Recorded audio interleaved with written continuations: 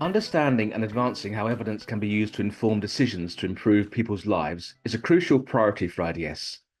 This is especially important for evidence-led solutions that need to balance between social, economic, and environmental domains to achieve sustainability. In this podcast, James Georgalakis, Director of Evidence and Impact at IDS, is in conversation with Rob D. van der Berg, visiting professor at King's College London, who talks about his new book, Evidence for Hope: The Emerging Sustainability Revolution. Rob, who has worked as an independent evaluator in international development for decades, advocates in the podcast that evaluative evidence should be more widely used as it provides a rich source for solutions of sustainability problems. He also notes that we are on the verge of a sustainability revolution that will happen regardless of current-day populist movements. These two factors are the evidence for hope that Rob sees. Thanks so much for joining this podcast, Rob, today. I really enjoyed your book, Evidence for Hope, which is fascinating and very wide-reaching, and I think it will appeal to a really interesting mixed audience, because in the book you talk a little bit about what is evidence, and I'd love to ask you about that. That's the thing I'm very passionate about, how we understand evidence in relation to sustainable development. You give an amazing sort of quick and a very accessible history of sort of the scientific revolutions and industrialization and colonialism, and how that fits into your narrative on the current challenges we face in relation to evidence-informed change. And you move on to talk about how we should embrace complexity, which I think we should talk about today. But what I really like about it is a message of hope, as the title suggests. And you end with I think, a very compelling argument for why we should feel hopeful for the future, something I think we need right now, more than ever. So thanks so much. And I'm going to just start off by simply asking you, why did you write this book, and who do you feel this book is really for? Yes, thank you. And thank you for the opportunity to talk about the book. I do hope that indeed people become interested and will have a look. Why did I write the book? Basically, I have had a long career in evaluation, and evaluation is all about evidence, and evidence to change what we're doing. And somewhat to my surprise, two things, if I look back over the time, two things stand out. And the first one is that all of the evidence that we generate as evaluators is often ignored.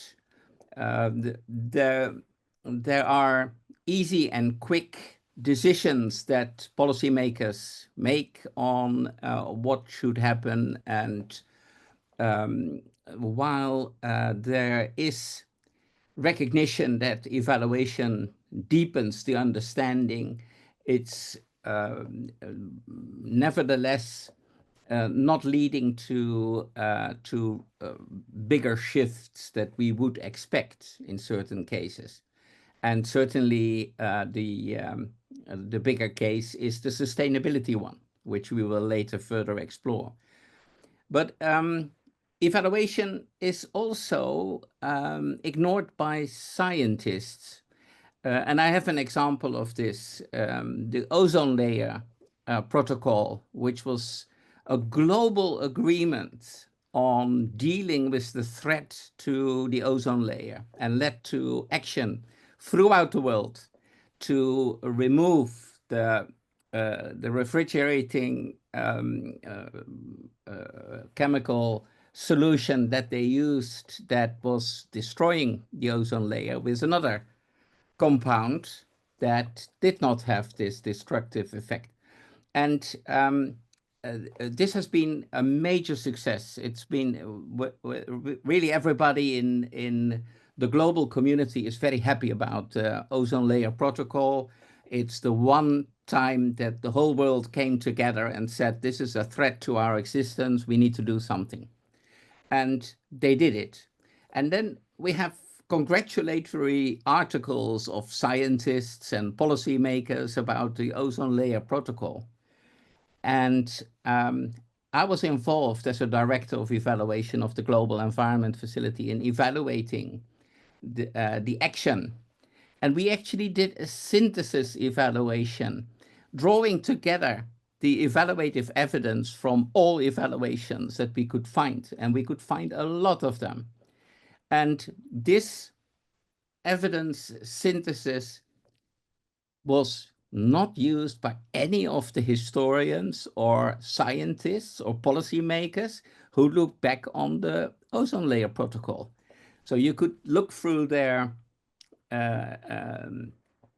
literature, and they quoted other scientists and they quoted other policymakers. And evaluation disappeared.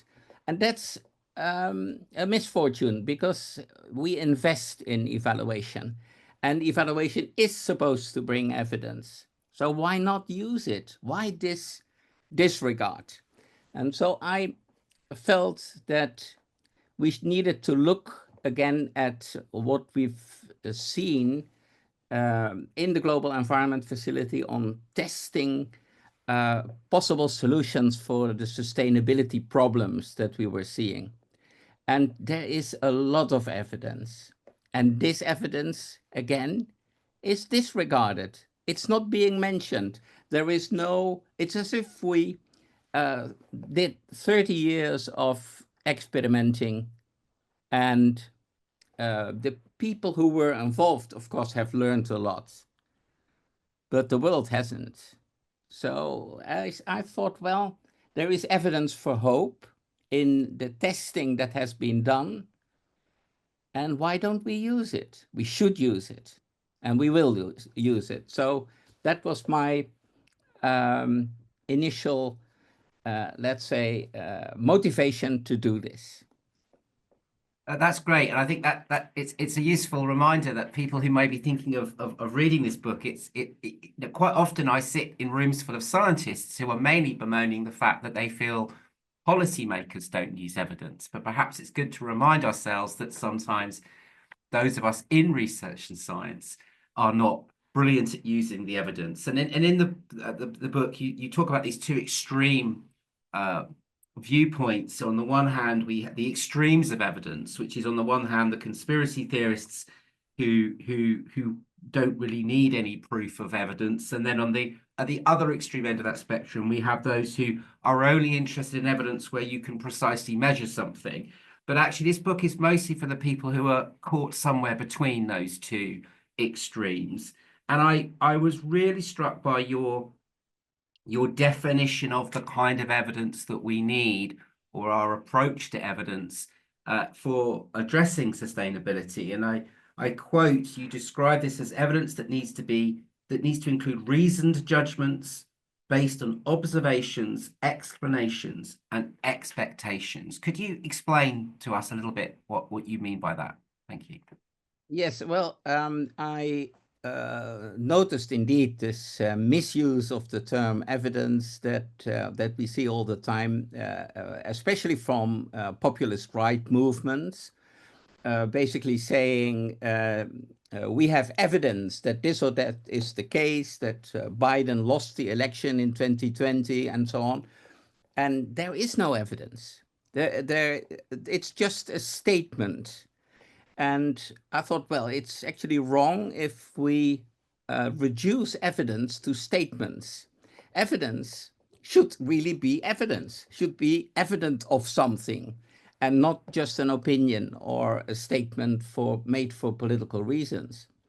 And secondly, what we see in the scientific domain is, and in the interaction between science and politics, is a narrowing down of evidence to numbers and data and facts. And you could say, oh, observations is a generic term for this.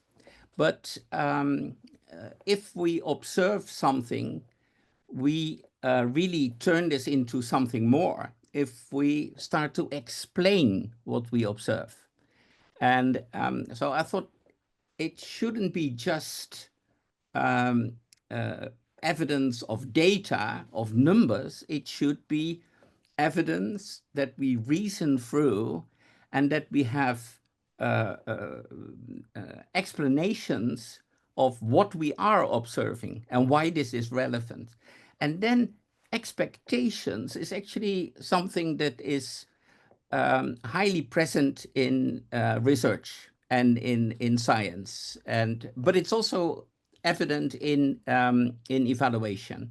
When you do an evaluation, you look at a situation on the ground, and you gather data, and some of this data will lead you to question whether you have the right data, and you will start doing a little experiment, so to say, in the field, saying, what if we gather this data as well? Would we have a broader picture? Would suddenly the picture start to make sense? And so these expectations, they are especially important for scientists, but also for evaluators. And for policymakers, they are perhaps important in a slightly different way, that policymakers will look at, let's test the ground on whether a certain solution to a societal problem will get support from the people. And if it doesn't get support, it's all very beautiful, and you may be fully right, but we can't do anything as policymakers. So policymakers use this triad of observations and explanations and expectations in a somewhat different way, and this causes the gap between research and policymaking, but and evaluation and policymaking, by the way. But these three elements for me were quite important, and they would restore and they would evidence in a very enriched light, rather than the social media version where it is evident that this or that this person is a crook. No, there is no evidence. It's just a statement, and we need to get away from this and save evidence from the people who misuse the term.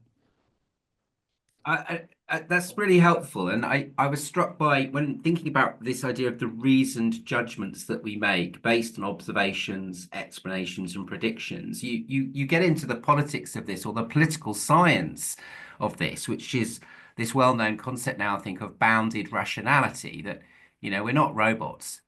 Whether we're scientists or decision makers, we are only able to be rational to some degree. It's shaped by our socio-cultural circumstances and norms and cultures and politics. And you describe something, slow versus fast reasoning, that we need more slow reasoning and less fast reasoning. Do explain that, please. Yes. Well, let me give just an example of fast reasoning. Many people don't really have the notion that they do fast reasoning, but they do. They constantly do this. And I use the example of crossing a road. If you cross a busy road, you are observing, you are looking left and right, you form a model in your head of what these cars are going to do, and what is that dog on the other side going to do. Is he going to cross and you would trip over it, or and is a car coming from the left, and so on. And there are lots of bicycles and what have you not. So you may very quickly, and without any full rationalization of your thoughts, you will say, oh, no, this is too busy. I'll wait a few minutes until this crowd has passed, and then I'll cross without any problem. Or you will say, no, I can actually run to midway and then see whether I can get to the other side. And that is fast thinking. And Nobel Prize winner Daniel Kahneman basically came upon this as an explanation why people made unrational decisions through fast thinking. He said this is not just happening when you cross the road. It's happening when you are suddenly asked by the minister what needs to be done in a certain situation. And fast thinking brings out the prefabricated ideas in your brain, so to say. And the point is that we need to go beyond the prefabricated domains, and we need to be, let's say, inventive in what is actually the case, and need to look at it and think out of the box. And those are terms that invite you to really think through a problem and see whether you've missed anything. And this is slow thinking. And evidence in Daniel Kahneman's system of thinking about this is evidence is based on slow thinking. The evidence that we have you can say we have evidence as well through quick thinking, and namely evidence that you can't cross the road, but it's not really evidence that you can rationalize.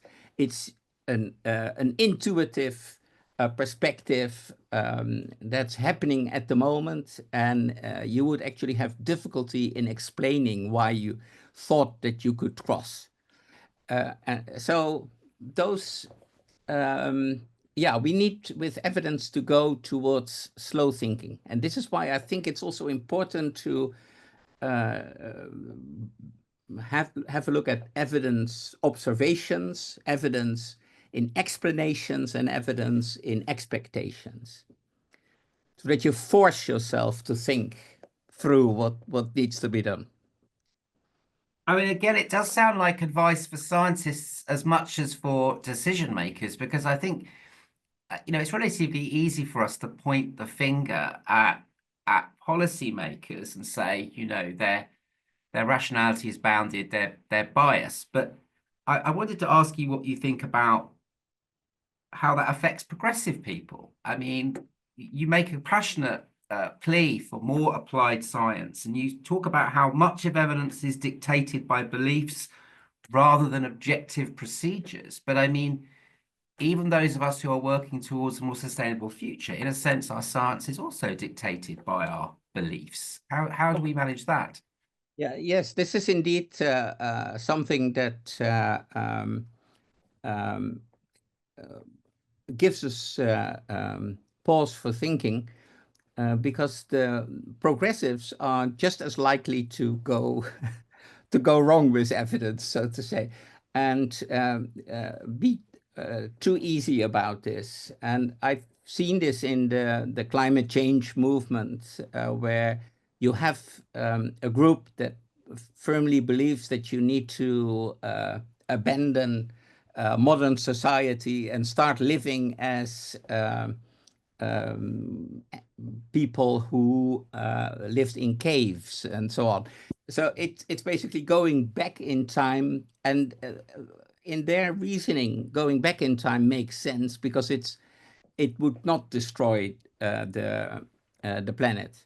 But we can't go back in time. The planet would actually be destroyed if we go back in time, because if you start living from the neighborhood, so to say, you would destroy all these neighborhoods.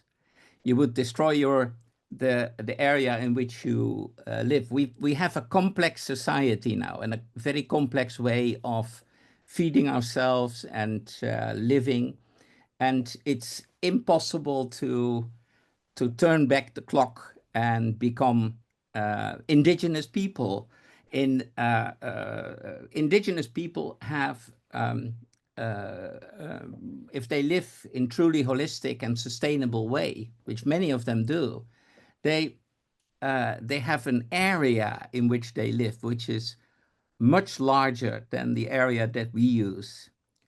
We cannot ask everybody in the world to live like that. But then I also don't think it's needed. And I think there's evidence that we don't need it, that we don't need to go back in time. That kind of segues us me nicely onto my next kind of question, area of questioning, which is about, I really enjoyed the historical analysis you provide in the book. And it wasn't something I particularly expected in a book about evidence. And it really helped me understand your argument.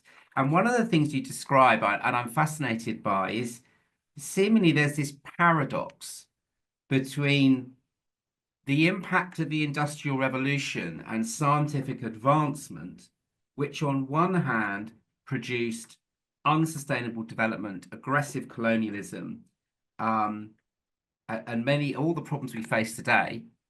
But in parallel to that, it produced scientific knowledge and global decision-making structures that potentially could help us address those very same global challenges. And so what can we learn from that? Yes, well, one could say that this issue, in economic terms, often also called creative destruction, basically inviting new technology on the market and looking what this does, and suddenly the making of clothes through weaving of textile is in the Industrial Revolution is done in a very different way. And this means that a lot of people lose their jobs. So their jobs are creatively destructed by the new industrial looms that are coming on the scene in England. And on the other hand, other people get other jobs that are beneficial and so on. And so this constant change that is happening, that economics, that neoliberal economists call creative destruction, is something that is to a large extent untargeted. It's basically, it's happening, and it's happening. Something is going wrong, but something new, some new creative destruction will happen and will solve it. And actually, again, the ozone layer is an example where the CFKs that were cooling refrigerators were causing the problem that the ozone layer was destroyed, but they were actually a solution found by a chemist against exploding refrigerators. So you had a refrigerator in your home, and you would be a little bit uncertain and a little bit unhappy that this refrigerator could actually just suddenly explode and destroy your kitchen, and if you were standing close by yourself as well. But so the creative destruction that led to refrigerators coming on the market then creatively destructed the ozone layer, and their solution was again found, and so on. And the problem is that it looks, especially if a huge number of things are happening and new inventions are made and so on, then you have get a kind of a picture of humanity running forward to not fall. So from one solution to the other.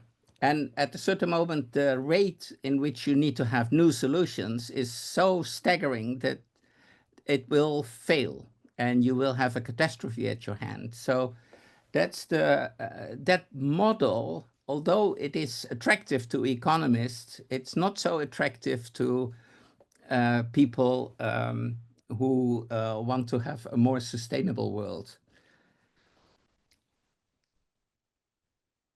Thank you, Rob. I mean, I think that's really, really interesting. And I wonder, bringing it back to present day, it's interesting that we seem to be remain gripped by a sort of scientific debate about what is knowledge and evidence and hierarchies of evidence that various people have observed and you take us through a little bit of a history of that. But presently, and we touched on this earlier, there's this sort of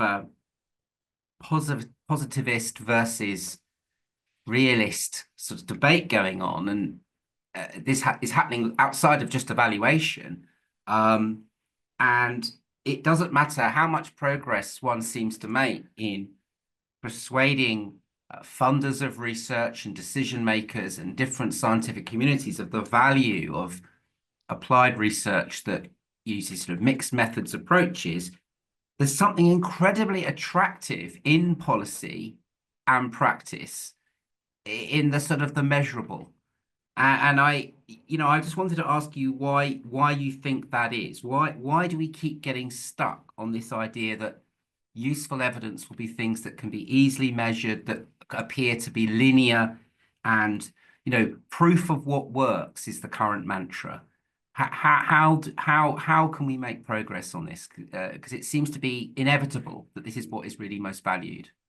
Well, that's where why I pay a lot of attention to worldviews, because this linearity is actually a worldview that especially in the global West we have.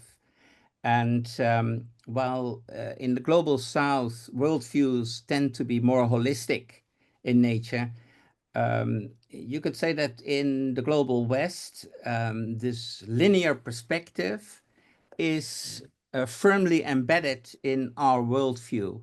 This is how we expect reality to behave. And that all goes back to our Christian background in the days that Christianity was really the ultimate religion in Western Europe and in the global West in general. It also goes back to pictures of or images of science as a linear thinking of A causes B. And scientists, actually the hard scientists amongst us, so physicists and people who study earth sciences and what have you not, they so people more in the University of Sussex than in IDS, which IDS is more applied science and trying to influence policy. But let's say the regular scientist or tend to nowadays be systems oriented. And this is a shift that has not been brought down into the national public ideas about science. If you ask somebody on the street, they will, and if they have an idea that they know a bit about science, they will come up with the linear perspective often, and tests that are being done. And this is why RCTs are so successful in getting the imagination of the press and of policymakers, because they promise a linear research that has an analytical point at a certain moment. Oh yes, if you do A, you will cause B. Oh, wonderful. All our problems are solved. But we know that nowadays, or we know nowadays that everything is connected to everything, and that we need to take that into account. So we have the Sustainable Development Goals, and the Sustainable Development Goals are basically 17 goals that will help us on the way towards a happier planet. And again, people tend to think about this as linear. So each goal in itself will move forward, and you just do that, and then a beautiful world will emerge. But this is not true. We are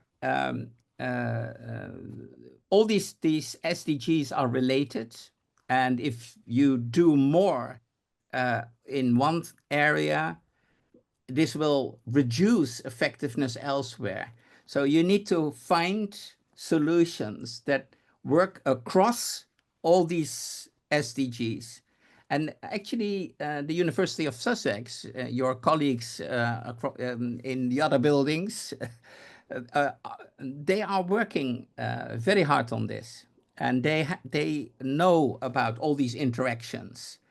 And IDS, I assume, many of your work is also much of your work is also multidisciplinary and looks at relationships rather than linear interactions. And as soon as you start to talk about transformational change, so we need to change the world, RCTs and this linear model are completely out of I mean, they are not competitors for anything that will give you insight, because the world is actually changing. And this means that instead of going from A to B, you would go from A to C, perhaps. But then all of your methodological rigor is gone, and you no longer can really identify. So in areas where we can reduce to a linear model, and unfortunately economics is one of them, you get RCTs as a kind of a rigorous proof that something works. But as many people have already pointed out, and I'm just another voice in this debate, it's not really what works that is of interest, but why it works. Why does it work? And what can we do then to improve the work? I would love to ask you, I mean, what you seem to be describing is that we're currently in a situation where positivist and relativist viewpoints kind of coexist. And these seem like paradigms, but they seemingly sort of coexist in various different disciplines. You mentioned systems approaches, and I just, for those listeners who perhaps aren't familiar with some of these terms, could you explain a bit more about what you mean by systems and what an RCT is, and why an RCT approach might be a bit difficult if you're trying to understand a system? Yes, perhaps an example of a system that would appeal to everybody is climate. Climate is a system. It's not, there is no unit somewhere that you would say, oh, this is the climate unit. No.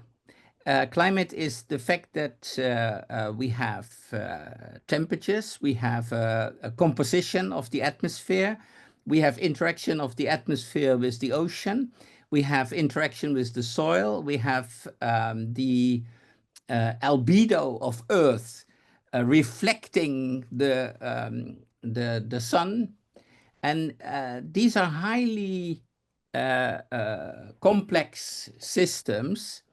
And people in the earth sciences are working on this, and they have growing insights into what influences climate and how how we can stop that, and how we can move it in a different direction, and how we can transform it.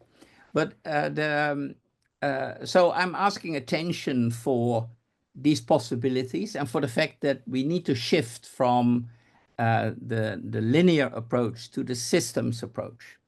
And in system changes are changes of the system, and often this happens to people who are living in these systems in a kind of an unconscious way. You are just a victim of this, or you are just a little tool in this system as well, a little element that helps the system to move in a certain direction, but not, there's no machinery where you would say, oh, but I see a cog turning there, and because I do certain things, the cog is turning a little bit faster. So the causality of it is highly complex. And causality, again, we tend to think of as A leading to B. But we are actually saying we want to go from A to something else that's not in the category of A. It should be a different kind of existence. And as a result, we want to have systems transformation. And um, this is a new area of work. And I think I've taught this at King's College London for a few years. And I was amazed. I've been talking to students about, look, we have a social domain, we have an economic domain, and we have an environmental domain. And we need to bring these three together, because if, as currently happens, we're only exploiting the social and the environmental domain from the economic domain, then our future looks bleak, where we should not do this. This is the wrong future that we would have. So we need to work towards a systems transformation where we have relationships that are sustainable. And so this is a shift in thinking about these issues, and it's doable. It's actually scientists are working on this and are succeeding. Can I ask, I mean, on this, this kind of complex dynamic systems and complexity thinking, I mean, the concepts and terms that are cropping up now all over the place in the social sciences, things like emergence and self-organization and so on, are these terms being used metaphorically, or is this the literal application of complexity science to social systems? Or social and biological and environmental systems, because the concepts come to us from physics and biology for the most part.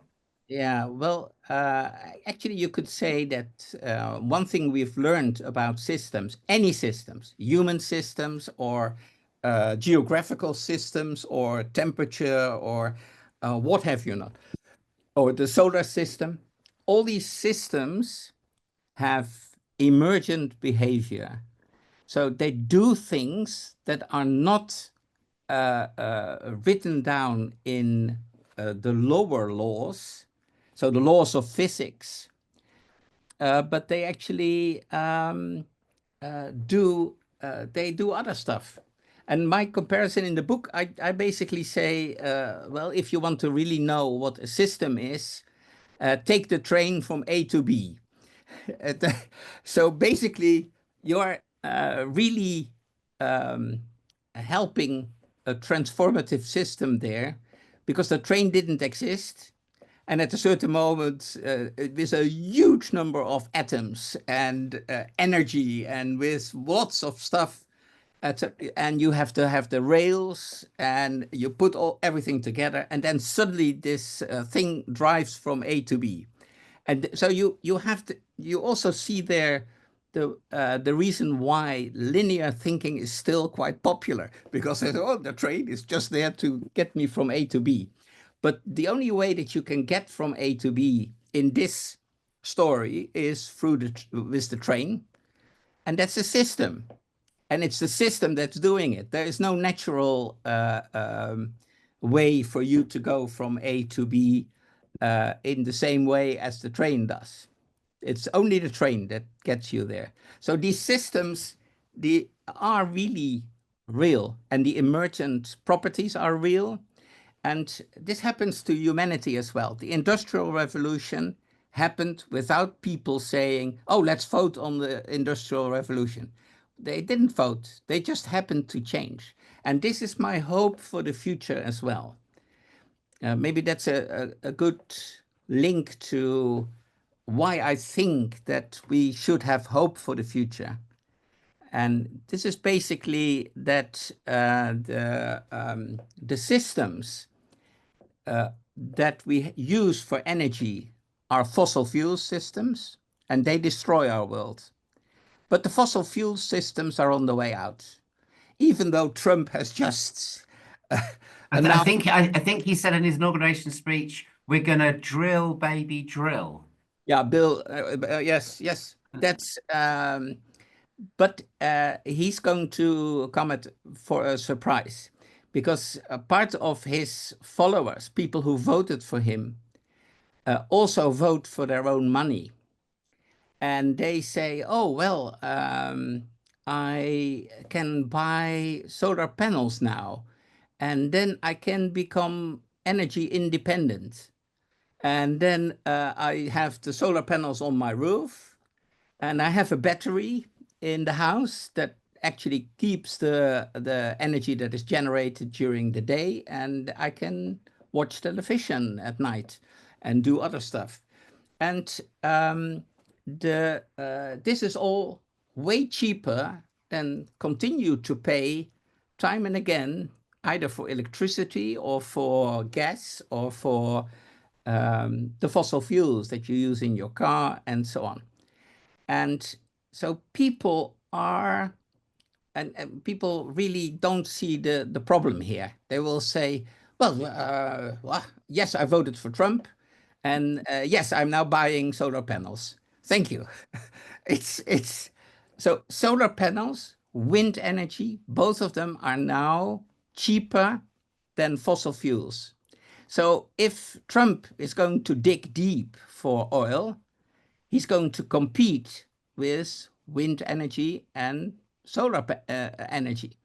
And in, wind energy and solar energy are only two renewable sources of energy. There are many, many more, and many that we already use, and they are all, or several of them are cheaper, and several of them are in the grips of revolutionary stages where they become cheaper all the time. And there is a battery revolution going on that is incredible. Uh, I actually think that nobody has an overview of the battery revolution because there are too many battery innovations that are being made right now and will be potentially put on the market in 10 years or 15 years. So even if now Trump could have the feeling, oh, well, I'll start digging for any fossil fuel that I can find, and I'll occupy Greenland to do this or whatever, still at a certain moment he will lose his customers because people will vote for, and people do.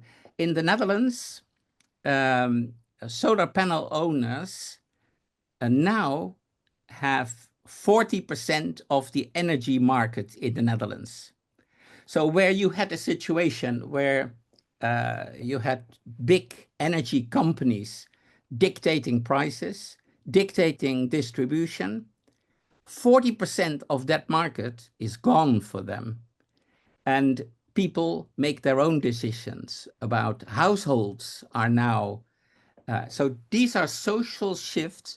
They are happening in transforming society in a sustainable direction. But I want to just finish. I mean, it's a lovely message of hope. I'm really glad we're coming to the end now on this positive vision of the future. And I want to just very quickly, very last question for you, Rob, bring it back to the evidence because this is what drew me to the book in the first place.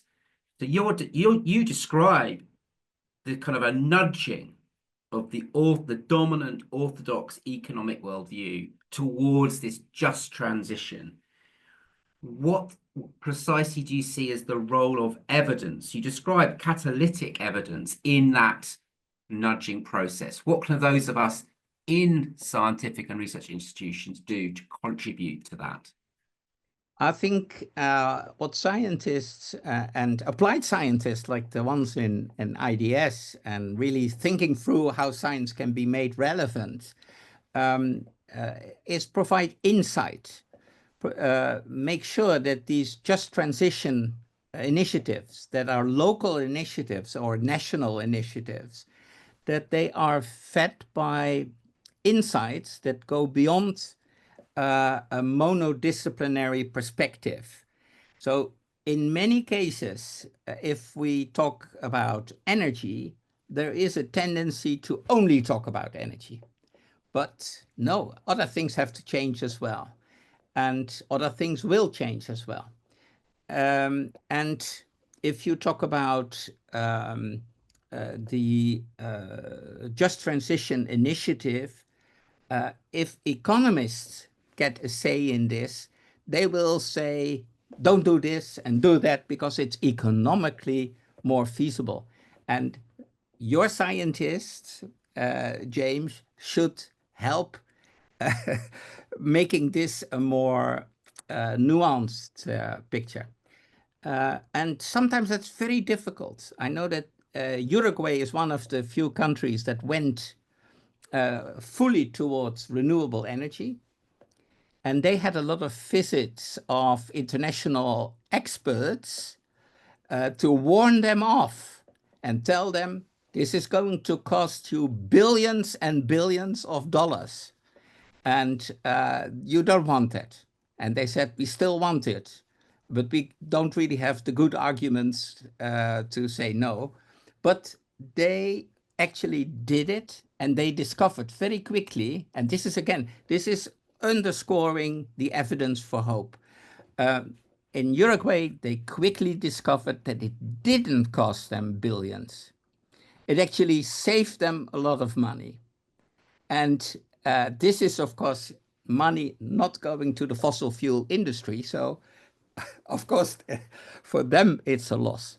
But for us, it would be a win. And if IDS could play a role in helping this, bring this about in many countries in the world and in just transition programs, then that would be great. Thanks so much, Rob. Yeah, sure, we surely will do our best. And thank you so much, Rob Vandenberg, for bringing us your Evidence for Hope, The Emerging Sustainability Revolution. It's a great read. It's such a pleasure talking to you about it. Thank you so much. Thanks for listening. Please subscribe and share to help us spread the word. Do you have a feature that you would like to appear in a future episode? Then get in touch on email at betweenthelines@ids.ac.uk.